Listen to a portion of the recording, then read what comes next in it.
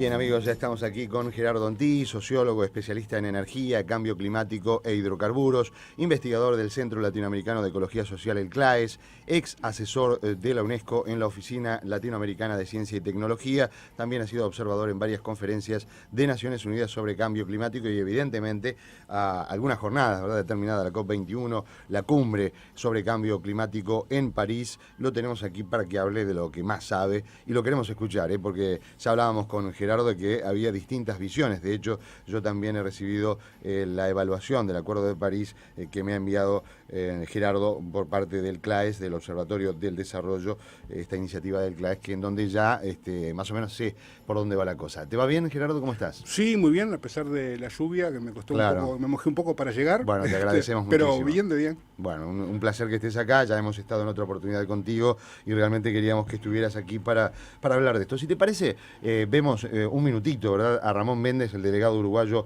en el COP21, director de Cambio Climático del Ministerio de Vivienda, Ordenamiento Territorial y Medio Ambiente. Esto en la conferencia de prensa de Presidencia. Vamos a verlo y después dialogamos con Gerardo Antí aquí en nuestros estudios.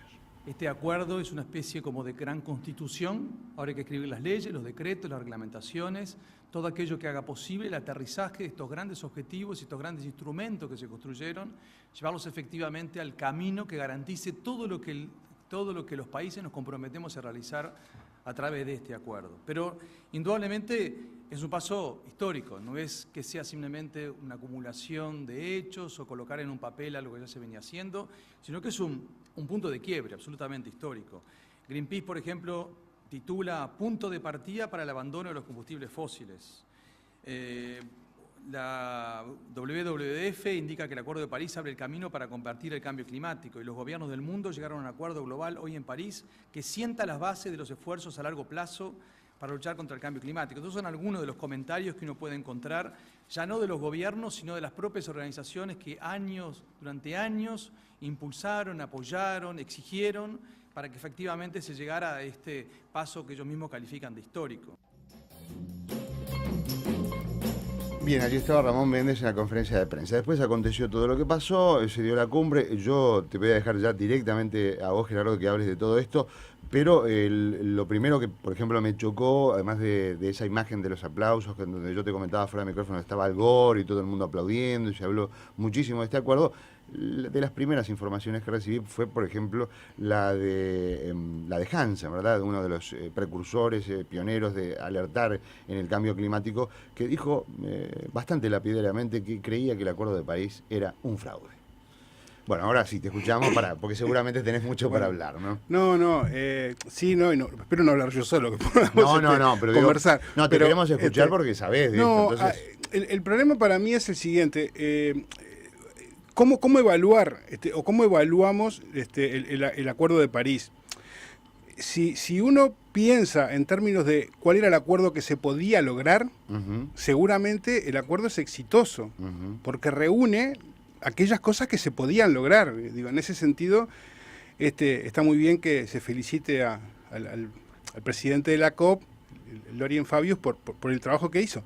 Ahora, después de eso, afirmar que este es un acuerdo novedoso que abre las puertas definitivamente a un acuerdo climático que solucione los problemas, ese ya es un paso con el que yo por lo menos no concuerdo. Por varias razones, pero en primer lugar, yo no es la primera vez que salgo de una COP con esta sensación y con con estos augurios. Porque así ha pasado siempre, lamentablemente hasta ahora. Cuando se firmó la convención en el año 92 pasó exactamente lo mismo, cuando se firmó el protocolo de Kioto pasó exactamente lo mismo, estábamos en un cambio sustancial, radical y que iba a cambiar, pasó lo mismo con la hoja de ruta de Bali en el 2007, pasó lo mismo con la plataforma de Durban en el 2011. Entonces, hay como una sensación de que se firma un acuerdo definitivo y que va a cambiar, pero cuando uno entra a leer lo que dice, es eso, es el acuerdo que se pudo lograr y en general repite cosas que ya estaban aprobadas de antes. Es decir, no hay mucha cosa nueva en esto que se está firmando. Y bueno, y el propio texto reconoce que en las condiciones que está hoy este acuerdo, la temperatura del planeta va a aumentar a 3 grados como mínimo en contradicción con el propio objetivo que se establece, que es de 2 grados. Entonces, de alguna manera, a mí me parece que la diferencia en las evaluaciones, por lo menos por lo que plantea Ramón Méndez, no sé, las especulaciones de otros analistas vinculados a la empresa, otros, me parece que a mí la postura de Ramón Méndez lo que está mostrando es sus expectativas y sus esperanzas o sus ilusiones respecto a qué es lo que se puede lograr a partir de acá. Expectativas e ilusiones que yo no tengo, porque lo que dice el texto es muy poco y porque veo que se repiten las mismas cosas que están, por ejemplo, en la propia texto de la Convención del 92 y que son las que impiden avanzar mayormente en este acuerdo. Entonces, el problema para mí es que la situación que nosotros teníamos antes de la firma del Acuerdo de París con respecto a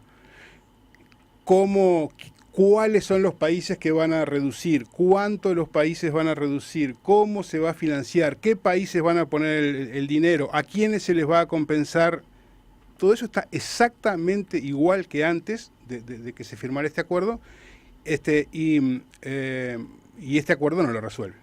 Claro. Si te parece, vamos a ir por las claves, ¿no? Lo que propone el Acuerdo de París. Por ejemplo, el Acuerdo de París se puede decir que no obliga legalmente a los países a hacer recortes de emisión de gases de efecto invernadero. Bueno, no, no obliga a los países. La meta que se pone es estar muy por debajo de los 2 grados. 1,5 dicen. No. Lo que dice el texto es muy por debajo de los 2 grados. Ni siquiera y hacer los esfuerzos para llegar a 1,5. Y quiero recalcar que esto ya está en el acuerdo de Cancún del año 2010. Es decir, no es algo que se proponga nuevo. Ya estaba acordado de antes. Claro. Ahora, esto es como meta está muy bueno en el acuerdo. Ahora, el problema va a ser cuando se pongan a discutir cómo se hace esto. Y esto es lo que yo creo que tendría que haber resuelto París. Que obviamente, por lo que decía antes, sabíamos de antemano que eso era imposible. Claro. Ahora, estamos en el año 2015. Claro. Este acuerdo se va a firmar, va a empezar, si empieza, a funcionar en el año 2020. Es muy tarde el año 2020 para hacer los cambios que hay que hacer, porque cuando vos mirás las trayectorias de emisiones que se requieren para lograr este objetivo, es el año 2020 es muy tarde. Además no es punitivo. Siguen sin haber sanciones en el tratado para quienes no... Sanciones concretas, ¿no? Pero es que no puede haber sanciones porque no hay metas. No hay una meta fija, exactamente lo que Por ejemplo, en el protocolo de Kioto había una lista de países que tenían unos compromisos y que si no cumplían con ese compromiso eran sancionados. Ahora, cuando no hay nada que cumplir, es muy difícil sancionar a nadie. Entonces, eso también tenemos que tenerlo claro. En este momento, tras el Acuerdo de París, no hay obligaciones para los países. Se espera que en las próximas reuniones de negociación esto se vaya a dilucidar y pueda llegar a haber metas para los países y pueda llegar a haber algún tipo de sanción. Ahora, una vez más, vuelvo a poner el ejemplo del protocolo de Kioto, que tiene un montón de problemas, está prácticamente liquidado, eso está fuera de discusión, pero lo que quiero poner es, cuando se firmó el protocolo de Kioto en el año 97, también teníamos toda esta perspectiva de que era el gran acuerdo, o muchos lo tenían, había algunos que éramos ya críticos en aquel momento, pero el proceso de discusión de la manera de instrumentar el protocolo demoró 8 años para poder entrar en vigor y durante todo ese proceso de negociación se generaron los mecanismos para que el protocolo fracasara. Es decir, hubo una serie de flexibilizaciones que se fueron introduciendo a medida que se negociaba, que fueron las que fueron debilitando el acuerdo. Mi temor es, en vistas de la experiencia anterior y en vista de que nada ha cambiado a mi modo de ver en el mundo, es que estas experiencia se vuelva a repetir. Entonces, por eso es que no soy muy optimista respecto a que esto abra realmente puertas a un futuro venturoso, digamos. Sí, se establecen también que se van a poder presentar nuevas propuestas cada 5 años, ¿no? Corregir las propuestas, agudizar las exigencias para presionar a otras naciones a que tomen medidas más fuertes y efectivas. Pero al imponerse esto, se está de alguna manera develando el hecho de que, como vos decís, no se van a alcanzar ciertas cosas, ¿no? Bueno, esa parte, digamos, es una de las partes que uno podría llamar positiva. Bueno, si yo presento hoy una contribución, que como se llama, dentro de 5 años voy a tener que presentar otra que no va a poder ser menor que eso. Claro. Bueno, vamos a ver primero cuáles son las contribuciones que se presentan formalmente y finalmente en esta primera etapa, y cómo se evalúa posteriormente qué significa una contribución mayor o menor. Claro, Es decir, claro. El problema del hilo fino de las metodologías de cálculo y todo eso después es muy complicado, y muy complicado de expresar y muy complicado de implementar, muy complicado después de controlar. Entonces, eso está por verse. Digamos, la medida en principio parece buena. Bueno, usted presenta una contribución, la próxima Claro. que presente tiene que ser mejor. Ahora, Claro. ¿cómo se va a medir si es mejor o peor? Claro. ¿Qué contribución van a presentar Bueno, los países ahora? Pero eso te iba a preguntar, porque a la par decían que se iban a implementar medidas de monitoreo para poder reportar el avance de los planes climáticos de cada país. ¿Cómo se puede hacer eso? ¿Se puede hacer? Bueno, está previsto, incluso ya estaba previsto para otros mecanismos Sí. que tenía la convención, como las NAMAs, ¿no? Las medidas nacionales de mitigación. O sea, posibilidad de monitorear, bueno, de hecho, desde que se firmó la convención, todos los países deben presentar un inventario nacional de gases de efecto invernadero que es de alguna manera revisado por comités de expertos a nivel internacional. Esto se puede establecer. Ahora,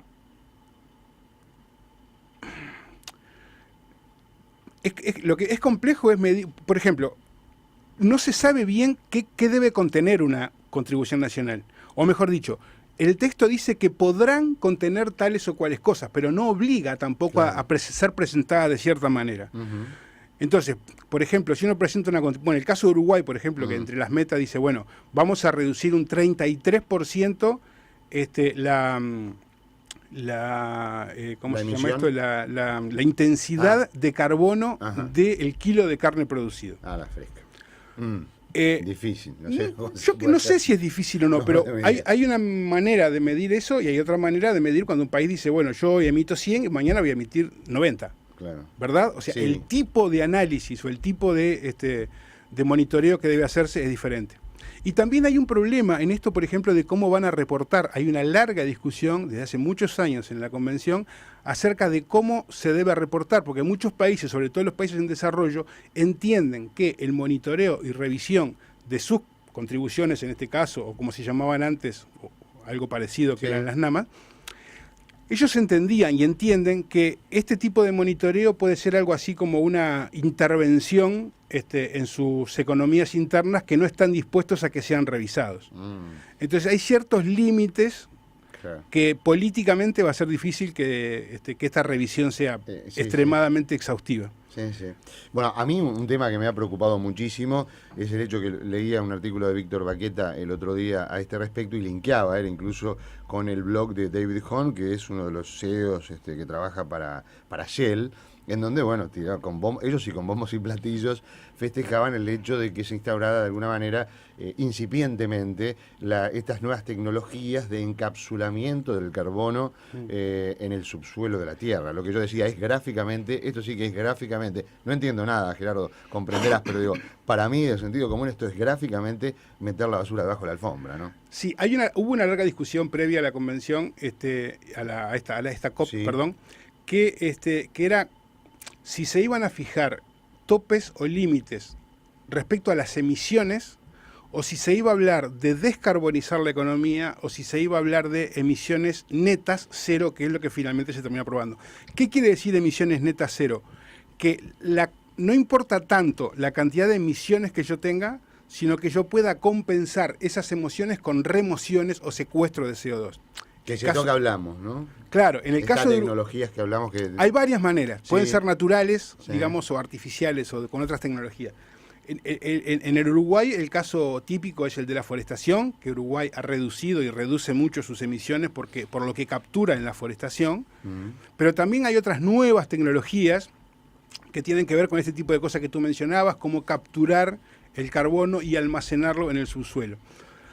El tema del secuestro y captura de carbono tiene una larga y penosa discusión a nivel científico y tecnológico. Muchas de esas tecnologías todavía no están del todo aseguradas. Me imagino. Entonces, esta es una de las debilidades que señalan algunos de los analistas del acuerdo, que dicen, bueno, ojo que no estamos hablando de reducir emisiones, sino que estamos hablando de emisión neta cero, por lo tanto podemos compensar las emisiones con la captura.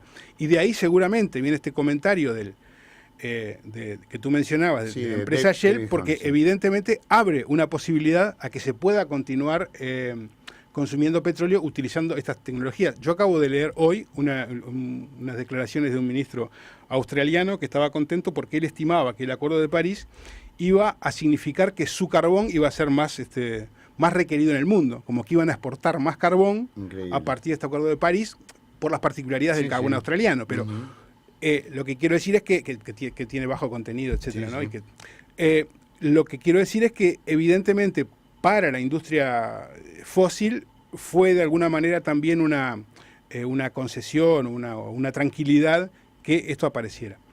Una vez más, todo va a depender de lo que se apruebe en el futuro. Perfectamente alguien puede decir, bueno, las tecnologías de captura y de almacenamiento no se permiten, cosa que es muy difícil porque ya están autorizadas por decisiones anteriores, de la propia convención. Claro. Pero ¿cuál va a ser el límite? Lo mismo pasa con el mercado de carbono, ¿no? Sí. Esta cuestión de vamos a intercambiar reducciones, ¿cuánto se va a permitir? ¿De qué manera? Todo eso es todo un paquete enorme que se abre de debate futuro.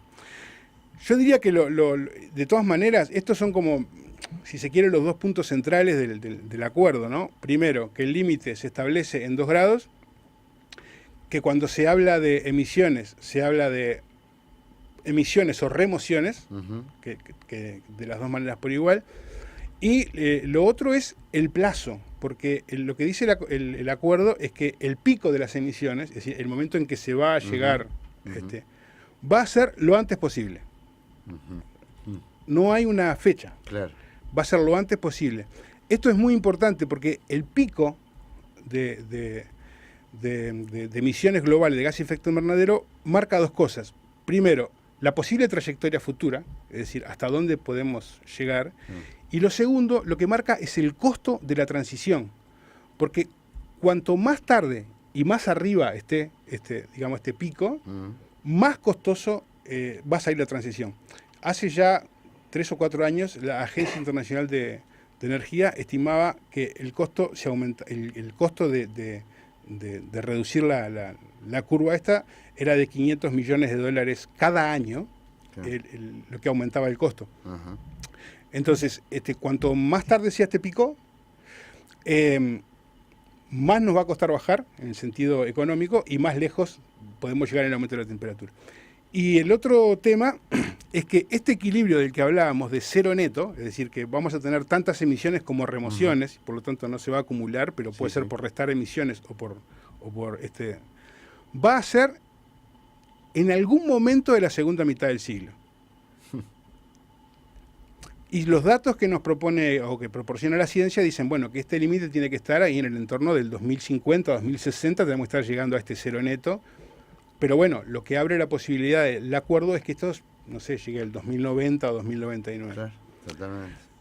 Después hay una serie de especulaciones que yo las comprendo, pero que me cuesta después que vayan a ser reflejadas y que dicen, bueno, no, pero si el límite que se fija es 2 grados, ese cero neto, si le hacen caso a la ciencia, digamos, va a tener que ser antes. Hay algunas personas que tienen esperanza en que, como el resultado de las negociaciones se tiene que guiar por los resultados de la ciencia, y si la ciencia dice que para alcanzar aquello tiene que pasar tal cosa, entonces esto se va a lograr antes. Bueno, eso es un problema de confianza, de que eso realmente vaya a ser así, que mañana en el nuevo acuerdo se diga que la ciencia...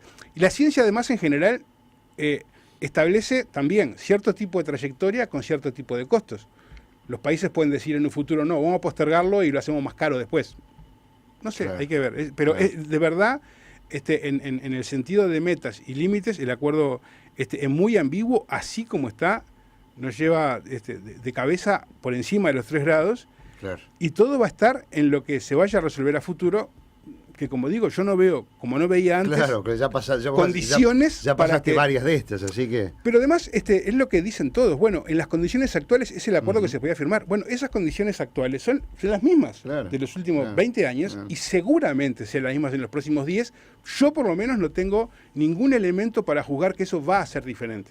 Ok, lo seguimos luego de la pausa. Está analizando Gerardo Donti con nosotros esta cumbre COP21 a propósito del cambio climático que efectivamente, bueno, no podemos festejar, por lo menos hasta ahora con toda la información que hemos recibido. Pero lo seguimos luego de la pausa y seguramente también sumaremos algunas inquietudes de nuestros oyentes. No se vayan.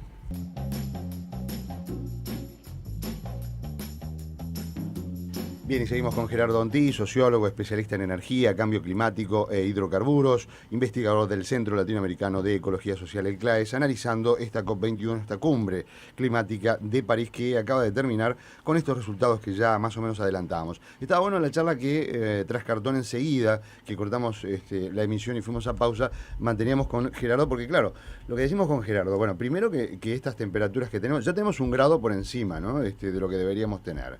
La cumbre se plantea 2 grados con la posibilidad de llegar a 1,5 grados. Después de 2 grados, me decía Gerardo, los científicos ya dicen no poder prever qué es lo que va a acontecer en materia de cambio climático. Y bueno, por un lado está esa cuestión, ¿no? Digo, estamos en el horno, es una buena forma de decirlo, hasta incluso científicamente, estamos en el horno y el cambio que nosotros tendríamos que hacer es un cambio de vida que, decía Gerardo, es muy difícil que lo hagamos. Porque ¿cómo hacemos para convencernos de que va a haber, la nafta va a salir más en este país? Que en eso somos precursores, ¿no? Tenemos una nafta, vamos apuntando al cambio, en contra del cambio climático, la tenemos carísima para que nadie para que cada vez menos gente pueda acceder. Exacto. Claro. Pero está bien lo que decía Gerardo, o sea, ¿cómo vivimos nosotros? Porque nosotros estamos acostumbrados a vivir, y decías algo interesantísimo, ¿no? Digo, aquí nuestras principales emisiones se deben a las vacas. Entonces, ¿qué? ¿Vamos a renunciar a uno de los principales productos exportadores del Uruguay, de lo cual vivimos como nación, para decir no al cambio climático? Es muy brava la cosa, ¿no, Gerardo? Porque es cambiar el estilo de vida. Sí, es muy difícil. Sí. Y esto le pasa a todos los países. Claro, mayor o menor medida, todos lo tienen. Ponías el ejemplo de, ahora la tanda, por ejemplo, de China. Está bueno lo que decís de China, decirlo. A ver, para empezar, todos los países quieren crecer económicamente. Claro. Todos los países quieren crecer económicamente y ninguno quiere que su economía decrezca.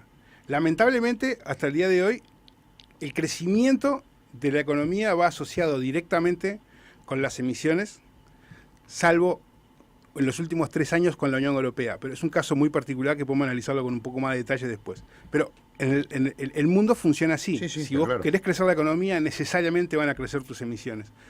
Entonces, siempre reducir emisiones implica, de alguna manera, restringir alguna parte del crecimiento económico. Y eso no lo quiere nadie y cada uno busca sus mejores argumentos de defensa. Uruguay porque produce alimento, Arabia Saudita porque produce petróleo y va a perder parte de su economía. Y todos tienen razón porque aparte a todos la convención los ampara. Claro, ¿verdad? Claro. Y decías de China, claro. No, yo ponía el ejemplo de China porque, en particular, China es China es el mayor emisor del mundo en este momento. Y todo el mundo, de alguna manera... contaminantes. Sí, el mayor de gas... Bueno, de todo. Porque, de todo, claro, sí. Como habrán visto en las últimas noticias que vienen de China son terribles. Pero sí.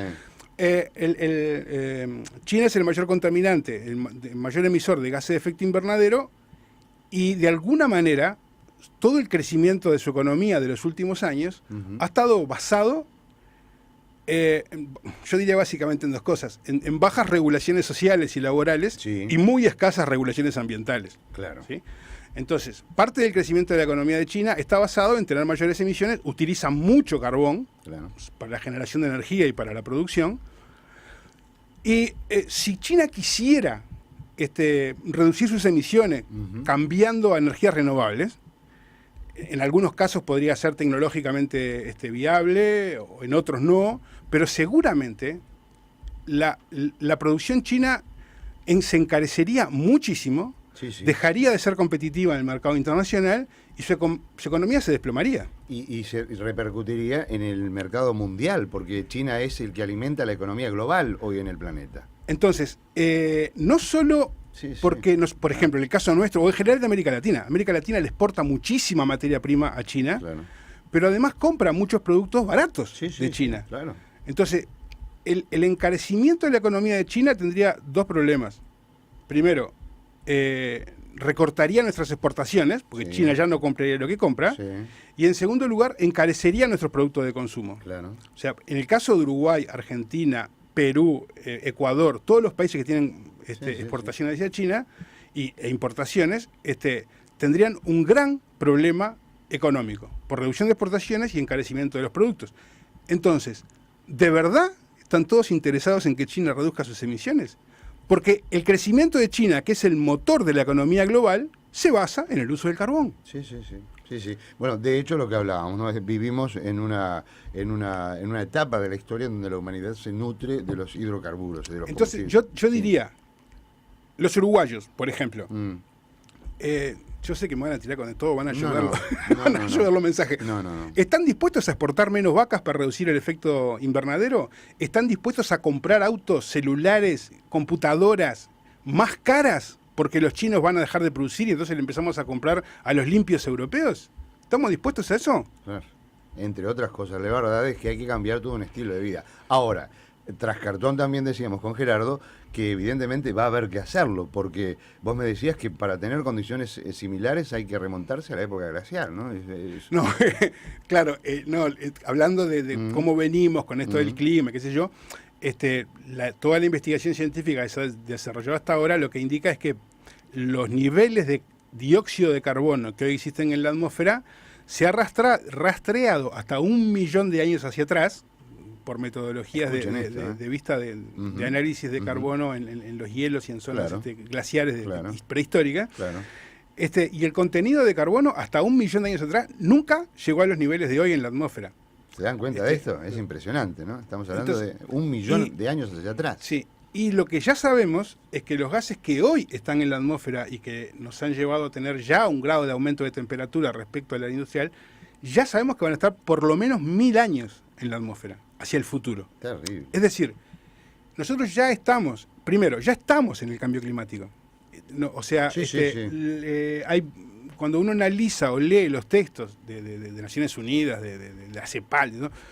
Y analizan los distintos fenómenos climáticos que ha habido en las últimas 3, 4 décadas, pueden identificar claramente que hay muchos de estos efectos que son causados por el cambio climático. Sí. Entonces nosotros ya estamos en el proceso de cambio climático y esto se va a seguir acrecentando. Cuando los gobiernos van a hacer una negociación, se encuentran con que tienen que defender sus economías. Todos los países quieren defender el crecimiento de sus economías y por lo tanto cada uno quiere ver cada uno trata de encontrar cómo esquivarle el bulto a la negociación para poder mantener el crecimiento de su economía e igual firmar un acuerdo de reducción. Claro. Así es como se llega al Acuerdo de París, así es como se llegó al Sí, 92 sí. en la Convención, etcétera, etcétera. Entonces, uno a veces tiene la tendencia así como instintiva a echarle la culpa a los gobiernos, a echarle la culpa a las industrias, pero yo me sospecho que hay una culpa un poco más profunda en la que estamos todos Claro, claro. involucrados, en tanto todos estamos como educados, no sé, Sí. crecidos, acostumbrados a que cada año tenemos que tener más de lo que teníamos el año pasado. Sí, sí. Quiero también dejar constancia de que estamos hablando de que este fenómeno lo produce la mitad del mundo, ¿no? O sea, estamos hablando de que la mitad del mundo no tiene acceso todavía ni Claro, a sí. una garrafa. Es verdad. ¿no? O Sí, sea, gente que no tiene- no, y viven con $1 por día. la No, y mitad- a veces no tienen la acceso mitad de ni la siquiera a población. agua potable. Claro. entonces, cuando yo digo todos tenemos la culpa, que Sí, quede sí. claro que estoy... Sí, sí, todos nosotros, por ejemplo. Podemos estoy decir todos hablando de nosotros. nosotros sí. Nosotros sí, claro. y también que dentro, a mí siempre me resultó así muy chocante ver porque uno de los temas de esta negociación es que los países en desarrollo dicen que por el principio de equidad y de responsabilidades comunes pero diferenciadas que guía la convención, por un criterio de equidad los países en desarrollo tienen que seguir creciendo. O sea, eso no se los puede limitar, por un criterio de equidad y de responsabilidades comunes pero diferenciadas. Ahora, cuando vos mirás adentro de esos países, por ejemplo, Arabia Saudita, ¿cuáles son los criterios de equidad internos de Arabia Saudita? No, sí, claro, claro. O el caso de China, Sí, sí, sí. reivindican la equidad hacia la negociación, pero no son la tienen incapaces hacia de adentro. sostener un segundo el criterio de equidad. Es cierto. Algo parecido, siempre tratar de traer ejemplos autóctonos, algo parecido pasó con Mujica. Ujú. Cuando llegó a la convención de Río +20, Sí. hizo un discurso que fue formidable desde el Sí. punto de vista ambiental, desde el punto de Claro. vista ecologista, desde el punto de vista del consumismo. Sí. Ahora, cuando hace los discursos, o cuando hacía los discursos en Uruguay, se burlaba de los ecologistas, Sí. sostenía el tema del crecimiento económico como una bandera, Sí. quería impulsar a la tirí. Sí. En Bolivia pasa una cosa similar. Escuchás a Evo Morales y es Sí, sí. el rey de la Pachamama en todos los discursos internacionales. Claro. Ahora, cuando vas a la política interna de Bolivia, autoriza la exploración de petróleo en zonas protegidas, Claro, en zonas indígenas, subvenciona la explotación de petróleo, pone recursos del gobierno Claro. para que las compañías extranjeras exploten ese petróleo. Claro. Entonces, estoy tratando de hacer No, una está comparación perfecto lo que de lo decís. que pasa Trabajás en las internas de los Claro. países y lo que Y es pasa verdad. cuando se llega a una negociación de este tipo, los discursos que se formulan, las cosas que se tienden a defender. Bueno, al Pepe le caería aquí lo que él mismo dijo en otro tema, ¿no? Lo del tero, ¿no? Digo, realmente. como te digo una cosa, te digo la otra. Exacto, también, las dos cosas que más o menos le caracterizan. Vamos a escuchar un mensaje de voz que tenemos allí en nuestro correo. A ver, ¿se va? Así lo escuchamos y lo escucha Gerardo también. Daniel, el Uruguay es el mayor contaminador de la atmósfera de toda América Latina y no es por su industria, sino que es por el ganado que emite gases de efecto invernadero a través del metano que emiten el ganado. Así que es una vergüenza y una mentira lo que dijo Ramón Méndez de que el Uruguay es un ejemplo. Es mentira, porque es el peor contaminador. Contamina con la misma intensidad que Alemania, que tiene 80 millones de habitantes. Bueno, seguramente Gerardo va a hacer muchísimas precisiones con respecto a estos datos porque es un especialista y sabe estas cosas. Así que No, cuando uno compara, para empezar, cuando uno compara hay que ver qué compara. O sea, la cantidad de emisiones de Uruguay no son de las más grandes de América Latina. Cuando uno las pone en términos relativos, por ejemplo, per cápita, ahí sí empieza a tener razón, pero aún así no es el mayor emisor de América Latina, perdón, de América del Sur por lo menos. Le sorprendería que yo le dijera que en términos per cápita los dos mayores emisores son Bolivia y Paraguay, claro. por el problema de la deforestación. Ajá. Si ya pasamos a América Latina, hay muchos países centroamericanos y del Caribe que tienen mucho mayores emisiones per cápita. Es más, Trinidad y Tobago es el mayor emisor del mundo en términos per cápita. Qué increíble. Entonces, la comparación ahí es un poco relativa. Lo que sí es cierto, de lo que dijo la oyente, es que el mayor porcentaje de emisiones del Uruguay proviene del ganado, Sí, sí. es en torno del 80%, Ujú. y que si lo miramos en términos per cápita, las emisiones del Uruguay, sin descontar la captura por la forestación, está al nivel de las emisiones per cápita de la Comunidad Europea. Eso es así. Gerardo, te agradecemos muchísimo, se nos han terminado los minutos, el tema es apasionante y es terrible, ¿no? Terrorífico, porque lo que veníamos hablando es lo que ha dicho Gerardo a lo largo de toda esta entrevista, ¿no? Digo, han pasado muchas cumbres, seguimos más o menos igual y efectivamente estamos en el horno ya con este gradito, con el grado .5. En el horno literal. Literal, y con esa meta que tampoco que está un poco difusa, pero que sería la de 1.5 grados, estaríamos 5 grados por encima del horno que ya estamos, con lo cual realmente, como vos bien lo estuviste graficando de formas distintas, el panorama no es del todo alentador. Así que bueno, esperaremos esos ajustes que se van a hacer. Yo creo que en esto va a ser clave lo que pase adentro de cada país, con la sociedad civil Claro. y con el mundo empresarial. Sí, lo Es que decir, decías vos ahora, cambiar el chip de la vida. ¿hasta dónde están dispuestos Mm. la sociedad Sí, civil, me los quedó ciudadanos y los empresarios a exigirle a los gobiernos que tomen medidas Me queda en claro. este sentido? Me parece que por ahí va a estar más la solución o más la esperanza, está más por ahí que en lo que pueda llegar a ser un acuerdo de Naciones Unidas, porque si no está esto otro antes, el acuerdo de Naciones Unidas va a ser muy complicado. La seguimos en cualquier momento, Gerardo, porque siempre estamos hablando de estos temas y te tenemos como un referente para nosotros en toda esta Bueno, temática. muchas como gracias y especialista. a las órdenes. como Por siempre. favor, un saludo muy grande a Eduardo Budinas también, que en cualquier momento lo vamos a tener que tener por acá. Muy Mandar bien. un saludo. Buen año. Gracias igualmente.